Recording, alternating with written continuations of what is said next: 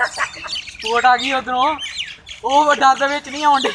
ਓਏ ਓਏ ਛੋਟਾ ਲਿਆ ਥੱਲੇ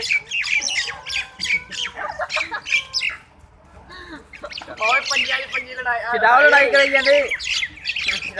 ਆਹ ਕੀ ਕਰਨਾ ਤੂੰ ਆਹ ਹੌਲੇ ਬੰਦੇ ਮੇਰੇ ਵਰਗੇ ਆ ਲਾ ਕਰਾ ਉਹਨੂੰ ਤਾਂ ਥੱਲੇ ਛੱਡਿਆ ਨਹੀਂ ਵਿਚਾਰੀ ਨੂੰ ਉਹਦੇ ਕਾਵੇ ਮਾਰ